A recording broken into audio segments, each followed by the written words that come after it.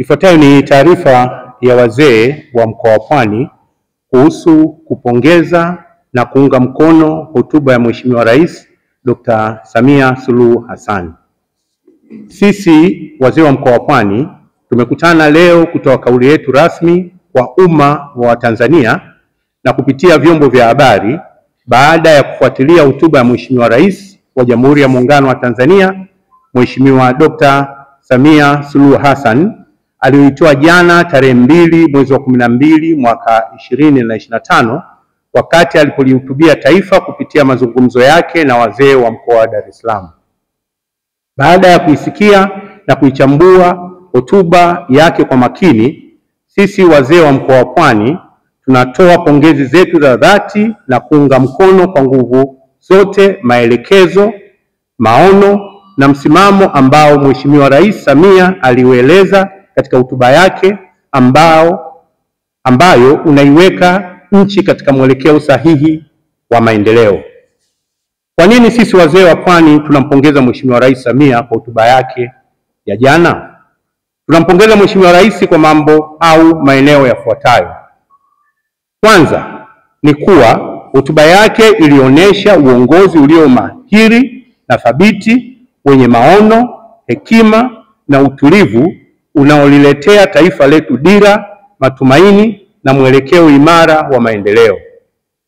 Pili, ilionyesha uwazi, ukweli na msisitizo wa uwajibikaji, uadilifu na utendaji wenye matokeo ambao umeleta mabadiliko chanya katika serikali na jamii na umuhimu wa nchi yetu kujitegemea yenyewe. Tatu, ilionyesha msisitizo wa umuhimu wa kulinda na kuimarisha amani, umoja na mshikamano wa kitaifa, nguzo ambazo ndizo msingi wa ujenzi wa taifa letu. Nne, ni kuwa alielezea maono ya kimkakati ya kuendeleza mageuzi ya kiuchumi na kijamii yanayolenga kuimarisha sekta za kilimo, uwekezaji, elimu, afya, miundombinu na ustawi wa wananchi kwa ujumla, kwani sekta hizi ndizo zinazogusa maisha ya wananchi moja kwa moja. Na tano, ni kuwa ameonyesha kuwatambua na kuthamini nafasi ya wazee katika taifa kama nguzo ya busara na mshikamano wa taifa, jambo ambalo limetupa faraja na kututia moyo kuendelea kuchangia katika kuongoza jamii, na kwa kweli limeimarisha heshima yetu na kutupa mwanga wa kuendelea kuchangia hekima kwa jamii. Na sita, ameonyesha dhamira ya dhati ya kuleta umoja wa kitaifa, maridhiano na kulinda amani.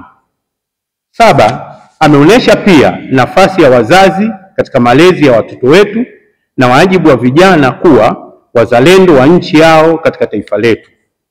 Hivyo basi, kwa niaba ya wazee wote wa mkoa wa Pwani tunatoa hakikisho letu kwa Mheshimiwa Rais kuwa tutaendelea kumuunga mkono Mheshimiwa Rais kwa vitendo katika yote mazuri anayofanya kwa maslahi ya taifa bila kuyumba, tukichangia kwa busara na uzalendo katika maendeleo ya taifa.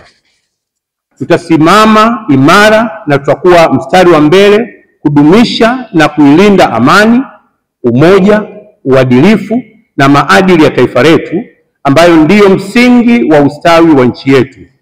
Pia tutaendelea kuwa sauti ya hekima, utulivu, tukishiriki kutoa ushauri na maoni ya kujenga pale panapohitajika kwa maslahi mapana ya Watanzania.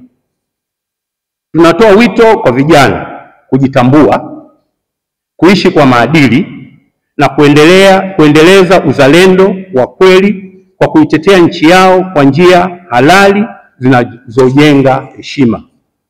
Mwisho, tunamwombea Mheshimiwa Rais afya njema, nguvu, baraka tele na mwongozo wa Mungu ili aendelee kuliongoza taifa letu kwa mafanikio zaidi na kuipeleka nchi yetu mbele kwa ustawi, umoja na maendeleo.